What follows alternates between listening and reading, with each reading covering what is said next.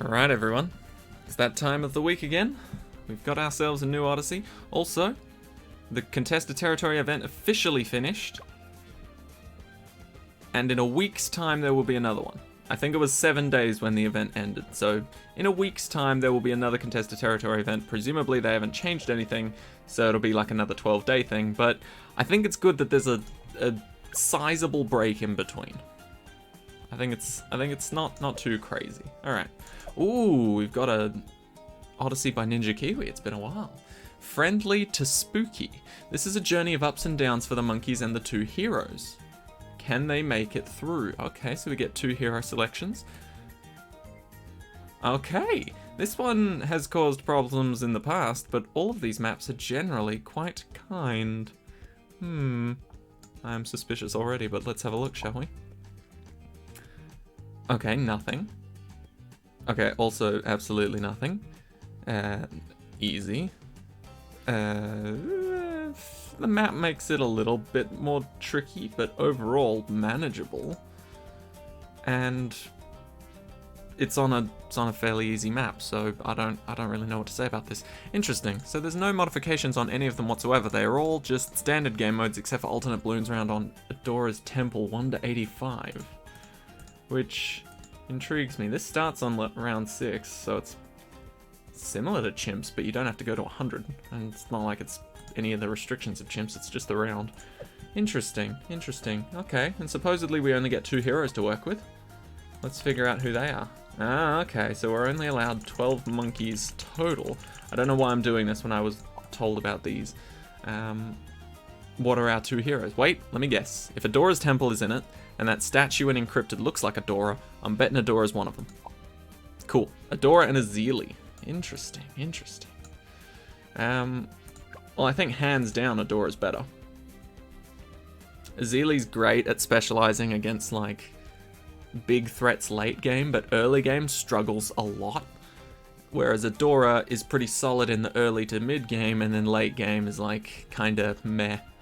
But we're not really going late game in this, as far as I can tell, so I think we'll stick with Adora. Right. No Dart Monkey. No Sniper, Plane, or Heli, which will be interesting. Oh no, woe is me, we can't get a goddamn VTSG. Wow. And hey, that rhymed. But yeah, no, really doesn't matter that we're not allowed that. This is more dramatic. I would have preferred the top path. But hey, you can't have everything. We still get Ninja and Wizard fully available to us though. Same with Druid, which is really nice. No banana farms, but honestly, I think we can make this work pretty easily. Oh. Okay, that could be an issue, potentially.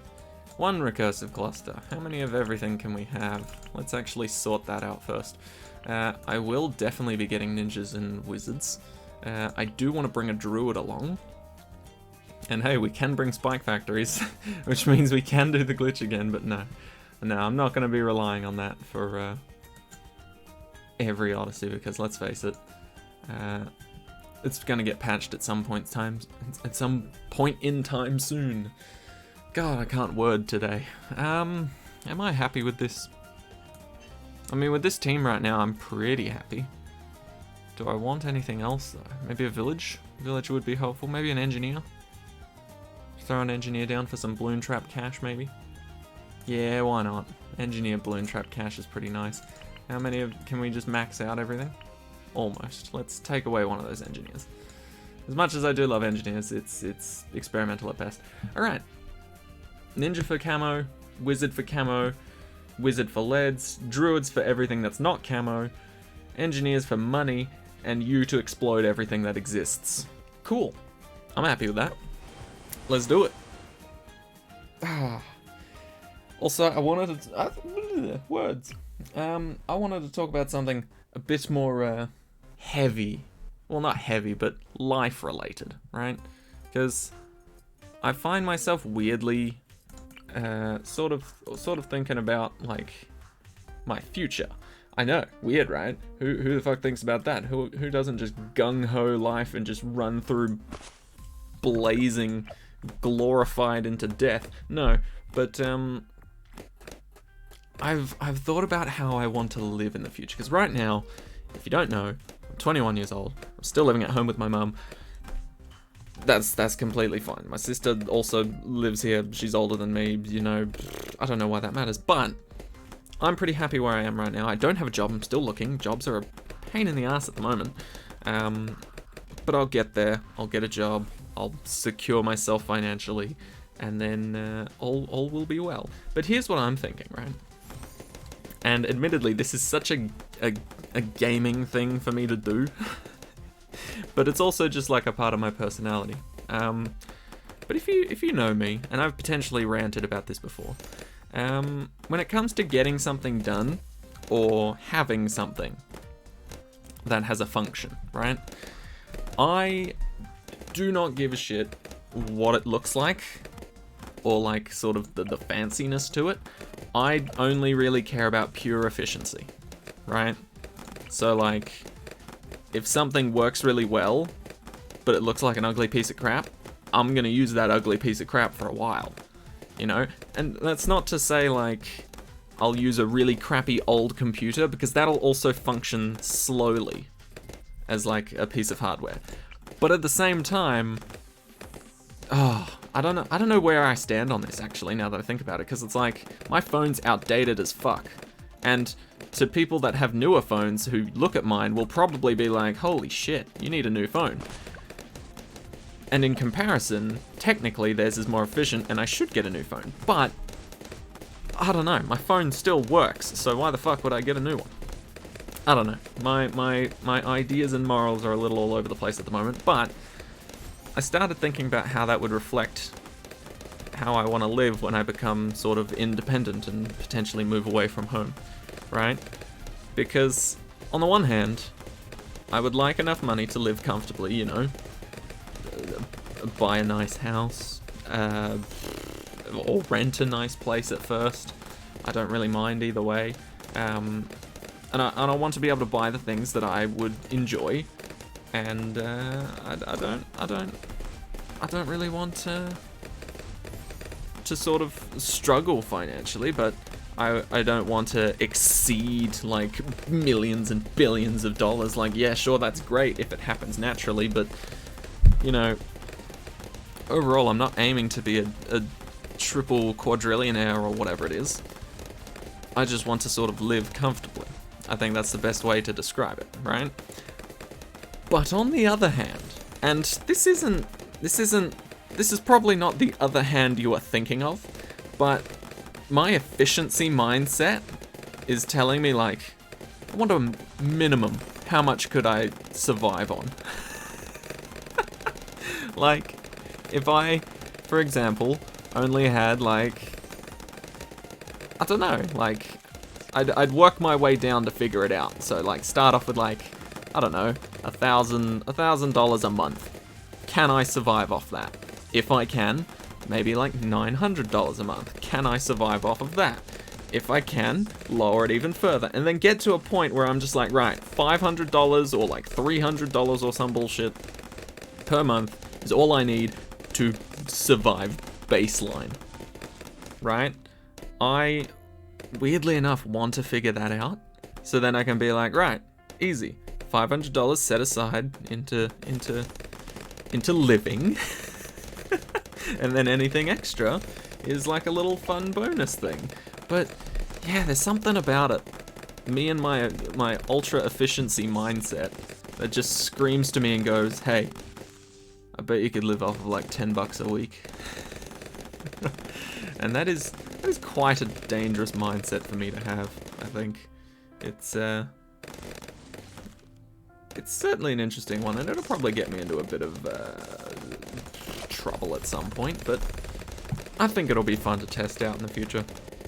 Because I was watching these videos, like, it's one of those money-related videos. It's like, you know, typical, like, oh, we get this sort of budget and we have to go out and buy XYZ, and then we come back and open them and compare them and things like that. And I really enjoyed that video, but at the same time I was like, how would I do that if, you know, that budget was given to me just to live, just to survive? So I've been thinking about it quite a bit. which I think is interesting. Okay, come on. Dora, use your ability. We can get through this. We can get through this. How is this taking so long? You know what? It's fine. Druid can clean that up. Druid can clean that up. Oh, wow. Dora's cleaning that up. Holy shit. Never mind. Necromancer. Very nice. Right. This is also what the bomb shooter's for. Completely forgot about the bomb shooter. I do want to line it up with this gap in the wall. Just so that if it's needed, we can potentially shoot through that little gap in the hedge maze. But yeah, it just got me thinking, like, in that same train of thought, what bare minimum job or like money per hour, dollars per hour, whatever, would I need to actually, you know, live on my own independently, obviously paying whatever bills and things I need to, and just completely become independent? Because, like, it feels like almost everywhere in the world costs are going up and shit, right? But I live a fairly simple lifestyle. I'm not gonna lie. It's pretty basic what I do, and I'm also not one to like massively splurge out on certain costs and buying certain things and being like, oh, I definitely need this, you know, $5 million perfume bottle, otherwise I'll smell like shit forever. No, nope. That's just not me. I do not care about material goods all that much. I will throw in those parentheses there, because the one thing I do spend on, and it's not regularly enough to become like a bad habit or a massive expenditure or whatever, but I do love me some Yu-Gi-Oh cards. That's like the one thing that I will every now and then just be like, alright, fine, I'll buy some. But yeah, I don't know. Because I feel like if I was forced to live off of just like one food, I could probably pick some sort of cereal that I could survive off of. And then a bowl is a one-time purchase, a spoon is a one-time purchase if you get like a metal one. And then you can just have that cereal and milk is like your only expenditures for food. And, you know, cereal's fairly generous. You can buy like huge boxes of it and get like massive amounts of serving size from just like a single box. So, yeah, I don't know why I'm starting to like fucking try and, you know what? It's probably contested territory. I'm trying to like least cash and least tears my life. I'm trying to get it down as low as possible. But yeah, I don't know why that just intrigues me. In fact, I think I've literally just said why. Bloody contested territory has got me thinking.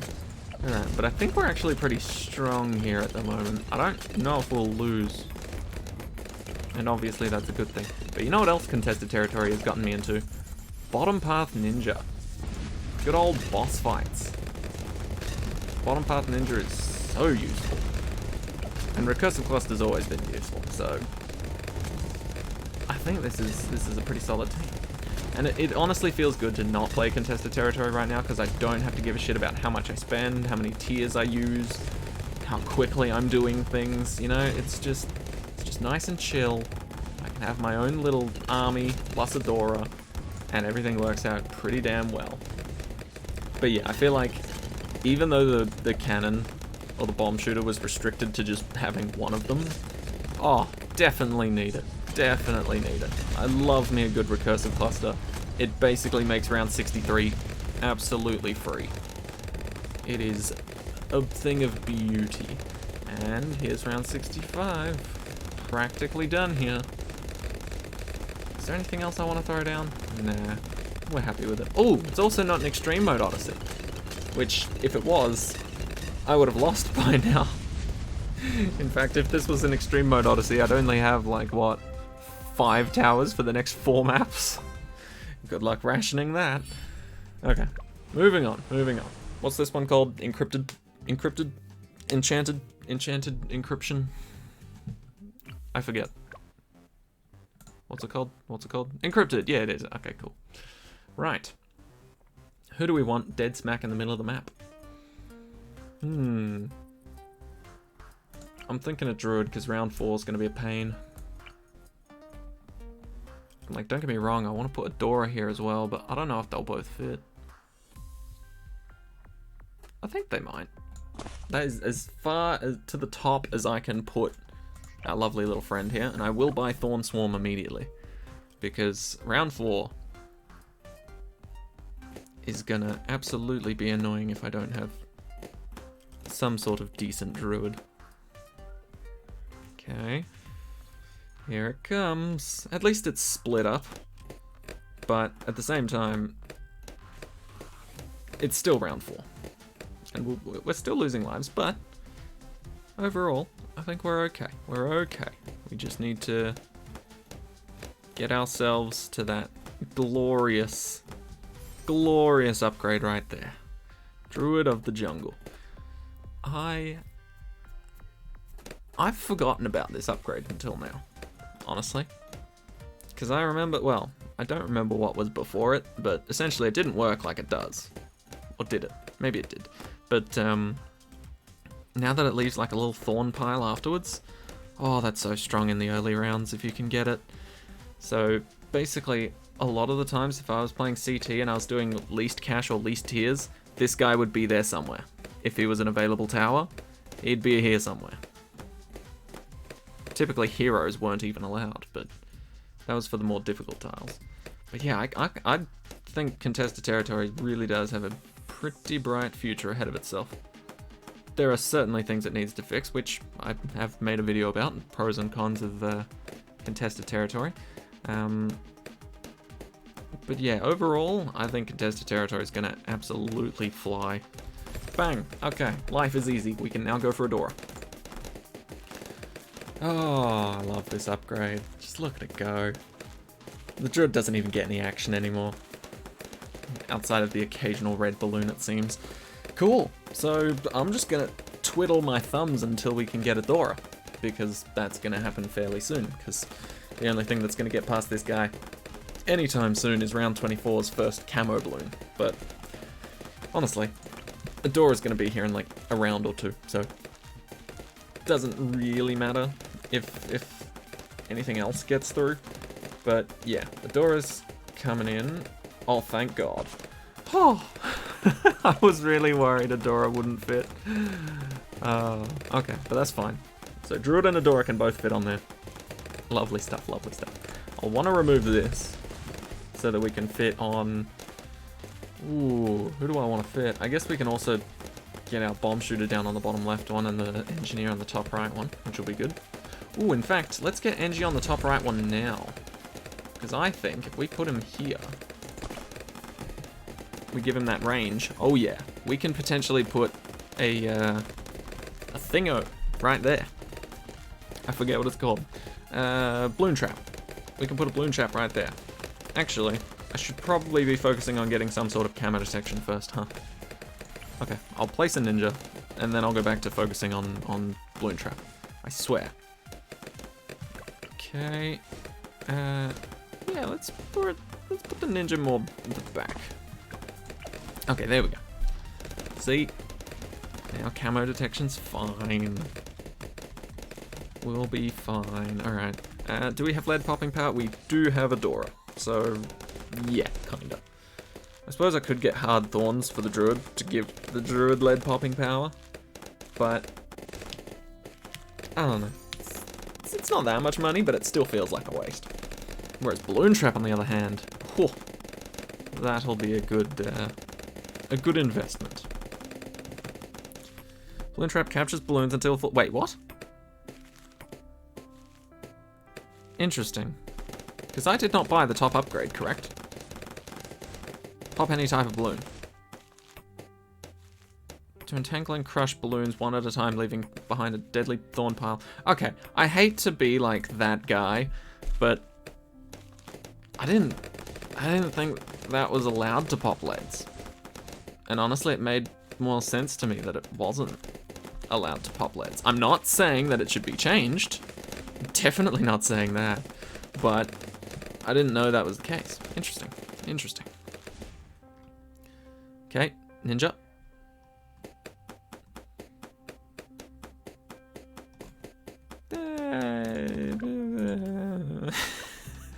You were doing so well, and then something happened and just sort of dropped off. Let's give you something to work with. That should cover it, honestly. But I would have loved to get Balloon Trap right there. It's just unfortunate. Just unfortunate.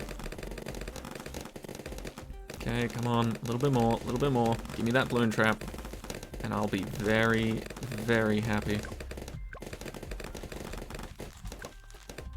Also, if you didn't know, if you have the Balloon Trap and larger surface area, you actually get to pick and choose where the Balloon Trap goes. Whereas if you don't have larger surface area, you don't actually get to choose jack shit, and it's kind of annoying. Come on. There we go. Money back already. Give me that double shot. I also want a wizard in here. Just for a wall of fire mainly, but, you know, it's still helpful. It's still helpful. Come on. There we go. More money. Love it. Absolutely love it. Yep, we got that covered. With 2 people now, not just 1. Have you there. Recursive cluster. Thing of beauty. And yeah, see, that's the only bad combination here. Is that we have Balloon Trap, but we also have Druid of the Jungle. So if there's any singular huge balloons that are trying to sneak through, they just immediately get grabbed by the Druid of the Jungle and Balloon Trap sees nothing. Are we good? Oh yeah, we're good. Cool, very cool. Shimmer? Do we get Shimmer? Why not? We're going down that path anyway. Whew. Alright, not bad, not bad. I think this one's just about wrapped up. I am a little sad that I didn't choose any military monkeys, but to be honest, I didn't like the ones remaining. Typically my favorite military monkeys are Sniper, Heli, and Plane. Admittedly, I didn't think I'd be saying that second one, but it's true. I've been using the Heli quite a lot lately. Admittedly, I've been using the Dartling Gunner too, but not as frequently. Okay, so far so good, so far so good. Now, do we just go for big things? I suppose we can, huh? What do we want to go for? Balloon Jitsu's pretty solid, pretty consistently good. And that's the thing with Balloon Trap, it does very solid money-making capabilities for you. Until you get to like mid-game, and then it drops off. You know, it stops making you 1,000 per chest, and it starts making you like 500 or like 300 even, and it's like, oh. You started off so well. And yeah, the frequency it throws out, it's just such a good moneymaker. Like, look at it. How much has he made? 17,000. 19,000. It's kind of crazy.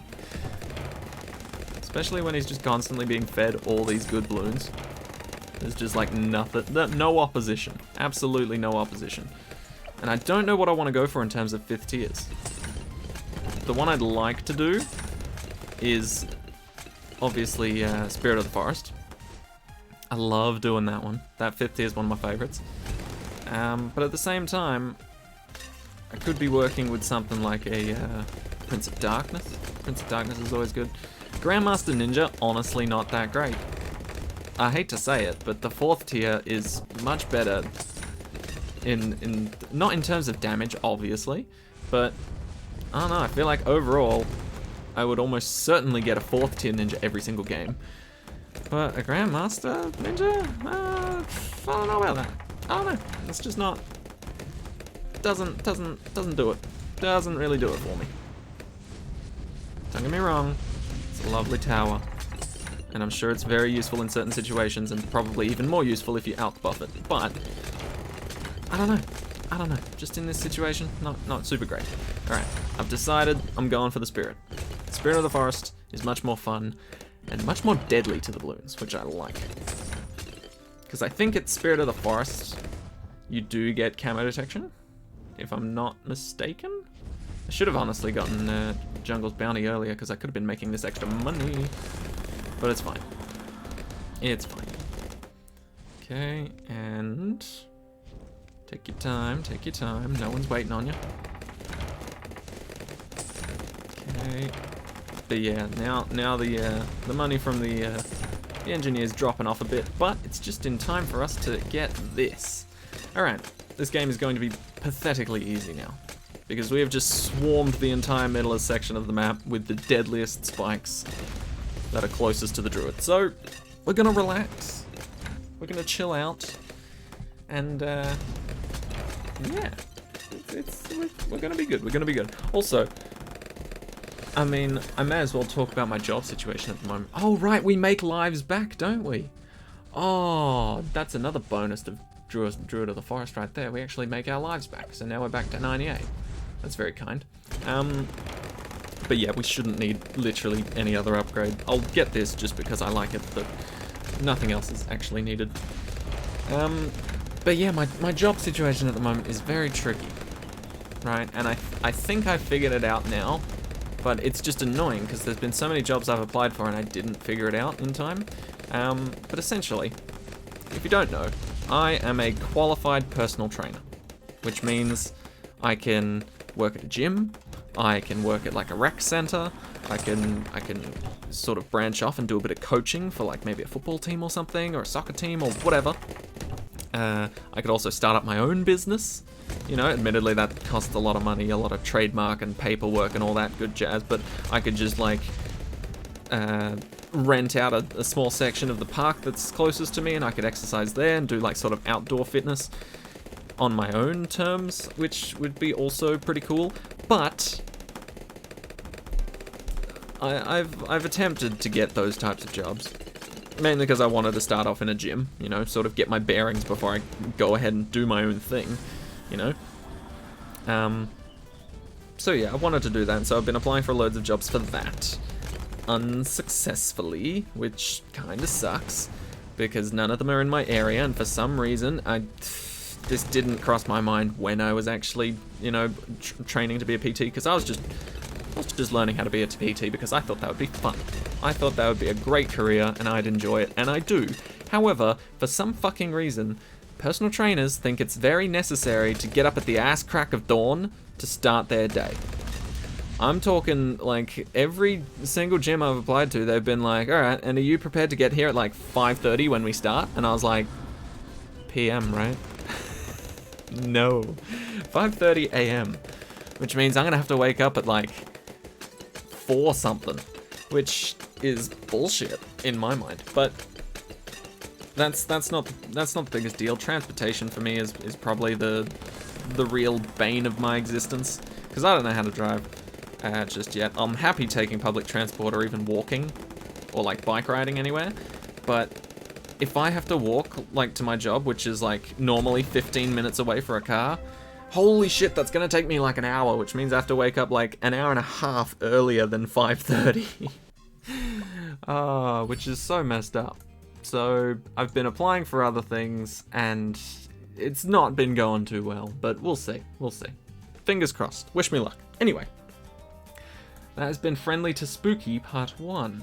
No monkey knowledge required so far, and I don't think any will be needed on these future ones, which is nice. Some of the Odysseys lately have been pretty tough. Anyway, hope this helps. Part 2 coming out tomorrow as usual. Thank you all so much for watching. I hope you enjoyed, and I'll see you in the next one. Take care, everyone. Have a great week.